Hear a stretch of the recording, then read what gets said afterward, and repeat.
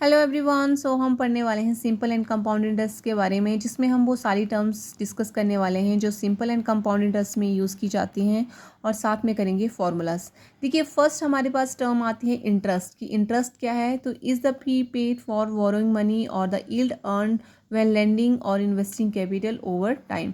कि इंटरेस्ट क्या है? वो एक्स्ट्रा मनी है जब आपने किसी से उधार ली हो, कोई मनी अमाउंट आपने उधार लिया है और उसके ऊपर आपको कोई एक्स्ट्रा फ़ी पे करने पड़ रही है, तो वो इंटरेस्ट है। या फिर आपने कहीं पे इन्वेस्ट किया हुआ है, उसके ऊपर जो कैपिटल आपको लग रहा है, जो एक्स्ट्रा अमाउंट आपको मिल रहा है, वो इंटरेस्ट है। नेक्स्ट टर्म आती है प्रिंसिपल। तो प्रिंसिपल क्या है? The original amount of money borrowed और इन्वेस्टेड। कि ऐसा अमाउंट जो ओरिजिनली, मतलब जो आपने जितना लिया हुआ है या फिर इन्वेस्ट किया है। फॉर एग्जाम्पल, बैंक में आप 1000 रुपीज़ पे कर रहे हो, तो वो क्या हो गया? प्रिंसिपल। या किसी से आपने 1000 रुपीज़ उधार लिया है, तो वो प्रिंसिपल हो गया। नेक्स्ट आता है रेट। रेट क्या है? द एनुअल परसेंटेज चार्ज और अर्न। कि एनुअल परसेंटेज कितनी लग रही है, ठीक है, तो वो हो गया रेट। नेक्स्ट आता है टाइम। टाइम क्या है? द ड्यूरेशन इन ईयर्स, ठीक है।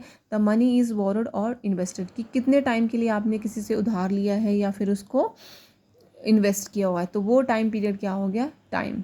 नेक्स्ट आता है अमाउंट। तो अमाउंट क्या है? The total money accumulated at the end of the period. कि जितने टाइम के लिए आपने या तो कोई चीज़ उधार ली है या फिर आप उसको बैंक में इन्वेस्ट कर रहे हो, कितना टाइम पीरियड के लिए किया हुआ है, उस टाइम पीरियड के एंड में जब आपको टोटल मनी मिल रही है, वो आपका अमाउंट हो गया। तो अमाउंट कैसे निकालते हैं? Principal plus total interest. कि जितना आपने अमाउंट पे किया हुआ है और उसके ऊपर जो इंटरेस्ट लग रहा है, उन दोनों को जब ऐड करेंगे तो आपके पास टोटल अमाउंट आएगा।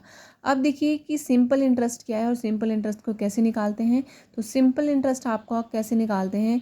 आप principal into R rate into time को मल्टीप्लाई करते हैं और डिवाइड बाय 100, तब आपके पास क्या आता है? Simple interest. कि उस जो ओरिजिनली अमाउंट था उसके ऊपर कितना इंटरेस्ट लगा, और जब उन दोनों को ऐड कर देते हैं तो आपको टोटल अमाउंट मिलता है। नेक्स्ट आता है कंपाउंड इंटरेस्ट। की कंपाउंड इंटरेस्ट कैसे निकालते हैं और क्या होता है। तो कंपाउंड इंटरेस्ट का मतलब होता है कि जब आपको जो इंटरेस्ट आपने निकाला नेक्स्ट ईयर में, जब अगर वो 2 सालों के लिए डाला हुआ है, तो जो नेक्स्ट आपके पास इंटरेस्ट के साथ अमाउंट बना हुआ है, जो अमाउंट है उसके ऊपर भी आपको इंटरेस्ट लग रहा है, तो वो कंपाउंड इंटरेस्ट हो जाता है। अब देखिए, ए कैसे निकालते हैं? P into 1 plus R divide by 100 raise to power T.